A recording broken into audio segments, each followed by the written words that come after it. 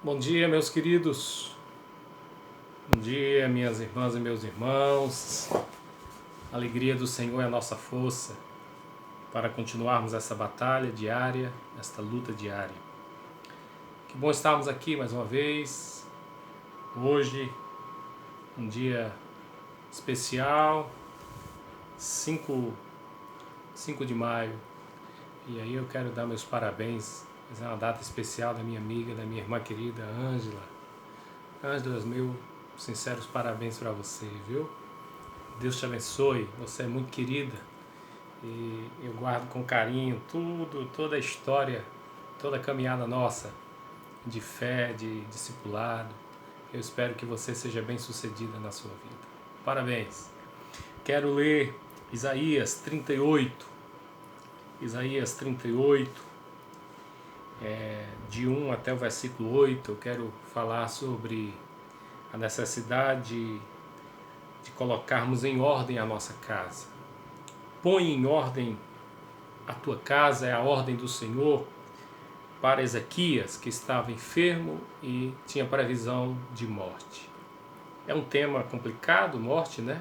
Mas é um tema muito necessário, muito urgente, muito real, muito presente.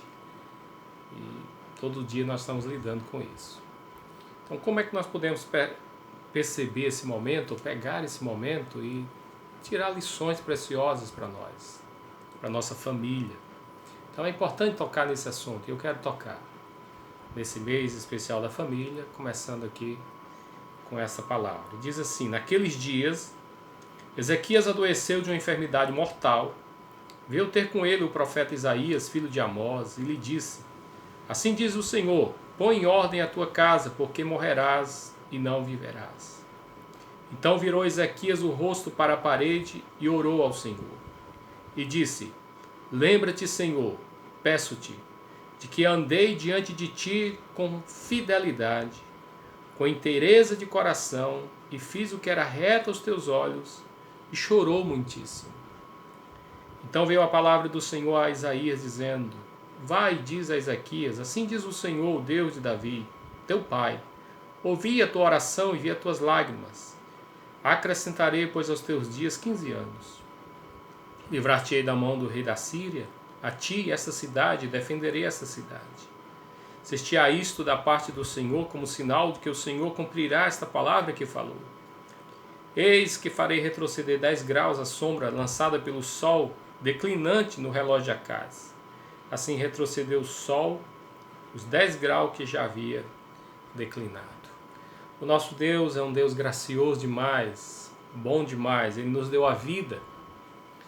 Mas essa vida é limitada. Essa vida, por mais que a gente até receba de Deus mais alguns anos de vida, né? Por mais que a gente, por misericórdia do Senhor, o Senhor acrescente, né, a nós mais uns 15 anos, 10 anos, 20 anos de vida, nós vamos enfrentar esse momento. Então, todos nós estamos sujeitos a qualquer momento partir, ou por uma doença mortal, ou por este próprio perigo que está aí, colhendo tanta gente do vírus, ou por um acidente, ou por uma doença repentina, um mal súbito. Então nós temos aqui vários cenários que nos permite pensar que é necessário a gente pensar nesse assunto. E aí eu quero tocar em alguns pontos dessa doença de Ezequias, desta palavra de Deus para ele, põe em ordem a tua casa, e também em relação à resposta e à atitude dele e a resposta de Deus para nossas vidas. Então nós temos aqui um cenário de perspectiva de morte, de preparação, e pôr em ordem a casa é preparar, deixar tudo preparado para a sua ausência, humilhação e oração, e quebrantamento, choro diante de Deus, e a misericórdia de Deus que resolveu lhe ouvir a oração. Nem sempre Deus ouve dizendo sim, foi o que nós falamos na mensagem passada. Mas aqui o Senhor deu um sim para ele, teve misericórdia e acrescentou mais 15 anos de vida. E Deus cumprindo a sua palavra, provando, né? Até intervindo na criação, no curso natural das coisas, do Sol, né? Fazendo retroceder 10 graus. Queridos, o que é que eu quero compartilhar com você nesta manhã? Primeira coisa é a necessidade de nós vivermos preparados para esse momento. A necessidade da gente colocar na cabeça que a morte é uma realidade. O texto diz que ele adoeceu com a enfermidade mortal e o Senhor avisou que ele morreria. Porque morrerás e não viverás. Nós amamos a vida, eu amo a vida, eu celebro a vida, eu tenho paixão pela vida e quero viver. Mas eu tenho uma consciência muito grande também de que eu posso partir a qualquer momento. E isso é muito importante, porque essa consciência da morte deve nos levar a não só viver uma vida digna, como ele se descreve aqui no versículo 3, lembra-te, Senhor, como andei diante de ti. A consciência da morte deve, em primeiro lugar, me levar a andar diante do Senhor com temor, com valores, com obediência, porque a vida não se resume a esta. Nós haveremos de prestar contas a Deus e ter uma vida eterna nos aguardando. Ou uma eternidade com Deus, para aqueles que têm Cristo e creem nele como Salvador, ou uma eternidade sem Deus, um tormento eterno, que é o que a Bíblia diz que vai acontecer com quem rejeita, com quem não tem o Cristo Salvador. Então, nós temos essa consciência. A consciência da mortalidade, a consciência da finitude, a consciência do fim, em primeiro lugar, deve me levar a aprender a andar enquanto eu tiver vida, de uma forma que eu esteja preparado para morrer. Olha o que o texto está dizendo. Parece-me que o texto, no versículo 3, ele não está aqui chorando porque não está preparado para morrer. Ele está chorando porque ele ama a vida e ele quer viver. Ele diz, lembra-te, Senhor, peço-te que te andei diante de ti com fidelidade, com inteireza de coração, que é integridade, e fiz o que era reto aos teus olhos, e chorou muitíssimo. Dentro da visão do Antigo Testamento, era isso que se esperava, né? Alguém que fosse digno ou merecedor de alguma coisa pelo cumprimento de certas normas e preceitos. Mas, ainda assim, né, a gente sabe que, por mais que ele fosse íntegro, fiel, reto, ele ainda precisava colocar em ordem algumas coisas na sua casa. Ele ainda precisava tomar providências. Isso quer dizer uma atitude prática de comunicação para os seus acerca de toda a administração da sua casa. Então, preste atenção, o choro dele, eu entendo, não é o medo tanto da morte, é a vontade de viver ou o desejo de ter mais vida. Por isso que Deus atendeu a oração dele. Deus ouviu a oração, viu as lágrimas e acrescentou aos dias dele 15 anos. Portanto, em primeiro lugar, a consciência da morte deve me levar a temer a Deus, a andar em retidão, a andar em obediência, em fidelidade a Deus, porque, como disse John Eliot, na hora que nós formos morrer, nós não devemos ter outra preocupação a não ser morrer, porque nós vivemos de modo digno, vivemos de modo que agradasse ao Senhor. Eu sei que na teologia do Novo Testamento nós não somos merecedores da salvação, nós não somos dignos de méritos diante de Deus, de justiça própria diante de Deus, mas a palavra de Deus diz exatamente isso, que nós devemos andar em integridade, em fidelidade, em retidão, em resposta à graça. Porque a graça de Deus se revelou salvadora a nós e nos educou para viver de maneira justa e piedosamente. E de fato que nós devemos acrescentar, como disse Pedro, em 2 Pedro capítulo 3, a nossa fé, a virtude o conhecimento perseverança, o domínio próprio, o amor fraternal, essas coisas se existindo em nós, o texto diz, nós vamos estar amplamente preparados para a vida eterna. Isto é, nós devemos viver de tal forma que na hora que o Senhor disser, morrerás e não viverás, nós não tenhamos medo nem dúvida de que estaremos com o Senhor. Primeiro, porque nós confiamos na graça, nos méritos de Cristo. Segundo, porque nós desenvolvemos a nossa fé com temor e tremor. Nós desenvolvemos a nossa fé e os nossos valores a tal ponto de que isso, soma ou conta para que Deus possa nos ter como preparados para esse momento.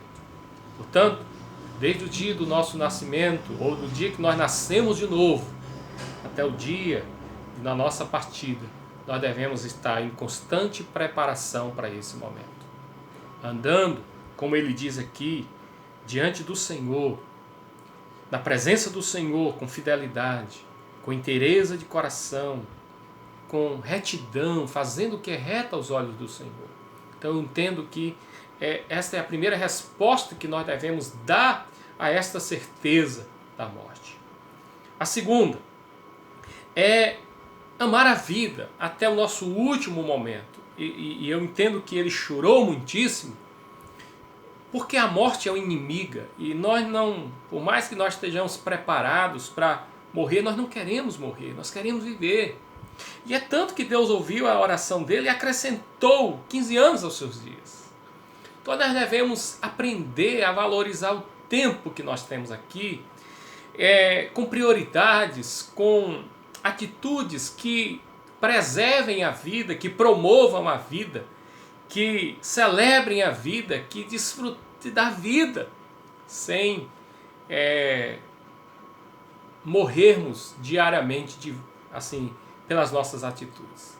Então, ame a vida. Se a morte é uma realidade, então vive intensamente cada dia que o Senhor te dá, com sabedoria. Porque esta foi a resposta que nós temos lá no Salmo 90, quando ele fala da morte, quando ele trata da morte, que nossos dias são como a neblina, como uma erva que passa, os nossos dias se passam rapidamente, nós voamos. Quando ele trabalha a ideia da morte, esse salmo é atribuído a Moisés. De repente, no versículo 12, ele diz, ensina-nos a contar os nossos dias, de tal maneira que alcancemos corações sábios. E mais na frente, no versículo, se eu não me engano, é 16, ele diz, Senhor, confirma as obras das nossas mãos, e seja sobre nós a graça do Senhor, confirma as obras das nossas mãos. Portanto, se eu tenho a certeza de que eu posso morrer a qualquer momento, de que eu estou vivo hoje, mas amanhã o Senhor pode dar a ordem, morrerás, não viverás. Eu devo aproveitar os meus dias de maneira sábia e de maneira intensa, de maneira que eu viva. Então que eu possa me desapegar das bagagens pesadas, das coisas que não valem a pena, das picuinhas, dos hábitos destruidores, de sentimentos destruidores, de coisas que nos levam a morrer aos poucos, diariamente, seja por sentimentos de amargura, de rancor, de ódio, de ira, sejam por hábitos destruidores como vícios que minam as nossas energias e vão destruindo a nossa vida, o nosso corpo, sejam através do descuidado que muitas vezes nós temos com o nosso corpo, de não nos exercitarmos, de não nos alimentarmos corretamente, de não descansarmos corretamente, isto é, tudo que nós pudermos fazer para acrescentar vida aos nossos dias, nós devemos fazer. Porque Deus acrescentou vida, anos de vida, aos dias de Ezequias. Deus deu mais vida a ele. Então tudo que nós pudermos fazer para que possamos ter mais dias de vida, nós devemos então fazer. Aí você pode dizer, mas o Senhor já tem os nossos dias contados, nós vamos morrer na hora que Deus quer. Isso é com Deus, não é com você. Você não sabe. Então se você não tem esse controle, deixa com Deus. Você não tem que, por conta dessa verdade que você acredita, você se descuidar ou achar que tem que morrer de véspera. Ou vai morrer de qualquer jeito mesmo, vai se descuidar. Não. Justamente porque você vai morrer, você deve se cuidar. Você deve viver, você deve amar a vida, porque a vida eterna é para quem ama a vida. A vida eterna o Senhor dará àqueles que amam a vida. Não é quem não ama. Quem ama a morte ou quem ama atitudes destruidoras, o fim é o inferno. O inferno é o lugar dessas pessoas. Então, que Deus possa te fazer entender isso. Que na iminência ou na certeza da morte você possa tomar a decisão de viver. E de acrescentar e de buscar, né, acrescentar mais anos, mais dias à sua vida. Por último, a certeza da morte deve fazer com que eu coloque em ordem a minha casa. Põe em ordem a tua casa. E aqui é muito importante a ideia de casa. Essa ideia que do grego é oikos, que é casa, família, esse ambiente onde nós vivemos. Eu entendo que colocar em ordem a casa significa, em primeiro lugar, comunique aos seus todas as informações que você tem em relação às coisas, aos bens, à administração da sua casa. Então eu já falei em outra ocasião, em outra mensagem, que eu não lembro qual foi o texto, de que tem homens que nem comunicam à esposa, por exemplo, se tem uma apólice de seguro, que não comunicam onde estão os documentos de algum terreno, que não comunicam nem o que tem na conta bancária, que não comunicam nada em relação aos ativos, também aos passivos, a quem deve, né? Algum investimento que tem. Então a ideia de colocar em ordem mantenha a comunicação na sua família, mantenha a comunicação na sua casa, seja transparente com os seus, né? Coloque as coisas em ordem. Se tem alguma coisa que precisa ser documentado, se tem alguma coisa que precisa ser colocado no papel, em documentos, faça isso enquanto há tempo, porque muitas vezes há prejuízos, e prejuízos que muitas vezes não voltam mais, são incalculáveis por conta de falta de administração ou de comunicação em relação a isso. Então é muito importante você colocar em ordem. Colocar em ordem significa comunicar, significa colocar as coisas que estão pendentes. E aí eu entendo que a segunda coisa é justamente isso. Esteja preparado, ou deixe a sua família preparada para a sua ausência. E aí significa delegar algumas coisas, significa até descrever mais ou menos como é que você gostaria. Para algumas pessoas significa fazer testamento em relação à divisão de bens. Então tem todo um contexto aqui de pós-morte que muitas vezes causa transtornos, confusão, desunião, brigas em famílias, porque não foi tratado antes. Eu sei que tem gente que é ignorante, não, quando morrer que se virem, que façam o que quiserem, mas o Senhor não pensa assim. O Senhor nos orienta a colocar em ordem, né, a nossa vida, para que as pessoas possam viver, os nossos amados, né, esposa, esposo, filhos, né, dependendo do membro da família que partir, possa viver e continuar a vida com menos transtorno possível pela boa ordem, pela boa organização da sua vida. Então é muito importante você preparar os seus para a sua ausência, deixando as coisas em ordem. E eu entendo que, em terceiro lugar, colocar em ordem a nossa casa é resolver as pendências. E aqui entra muitas coisas. Relacionamentos quebrados, né? Quantas pessoas partem com relacionamentos quebrados? E aí fica uma dor, uma mágoa, uma culpa no ar. Eu trabalho isso às vezes com pessoas. Por exemplo, recentemente eu conversei com alguém que estava extremamente angustiada, porque perdeu um ente querido e não se falava, não estava se falando. Tinha uma mágoa aí não resolvida. Por isso que a Bíblia diz: irai-vos e não pequeis, não se põe o sol sobre a vossa ira. Portanto, nós devemos resolver as pendências de relacionamentos quebrados, as pendências que muitas vezes tem entre pais e filhos, entre esposo e esposa, as pendências não só em relação a sentimentos, mas principalmente em relação a posturas que não são dignas, que você pode deixar um mau legado, ou se existe mau legado, pode deixar maus exemplos. Então comece a colocar em ordem a sua casa, priorizando aquilo que é prioridade. Priorize seu casamento, priorize sua esposa, seu esposo, priorize os seus filhos, né? Talvez trabalhe, mas trabalhe com parcimônia, com sabedoria. Não se mate de trabalhar e deixe aí tudo para que os outros desfrutem se você não pode desfrutar.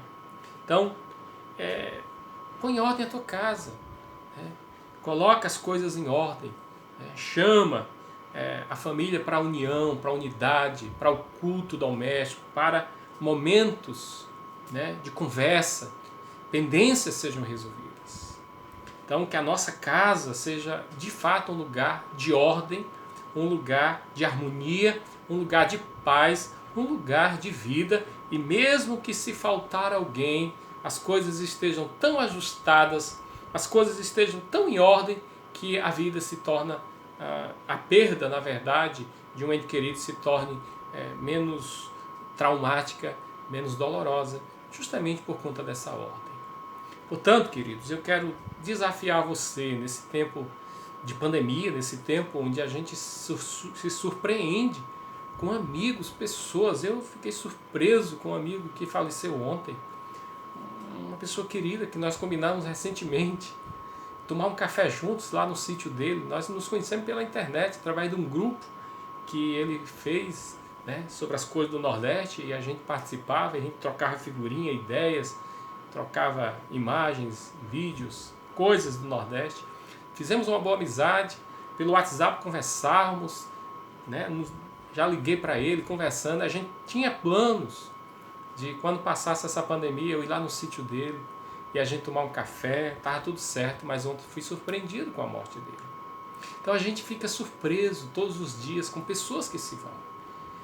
Portanto, a vida é muito frágil, a vida é muito tênue, essa linha da vida e da morte. Então, que Deus nos dê sabedoria para viver, que Deus nos dê temor do Senhor para viver, que Deus nos dê graça para viver, e que Deus tenha misericórdia de nós e nos dê vida, e que enquanto nós tivermos vida, nós possamos amar a vida, viver como Ezequias disse que viveu, andando diante do Senhor com fidelidade, com inteireza de coração, fazendo o que era reto aos olhos do Senhor, vivendo. Que Deus te abençoe, que você possa manter a sua casa em ordem, que você possa manter as prioridades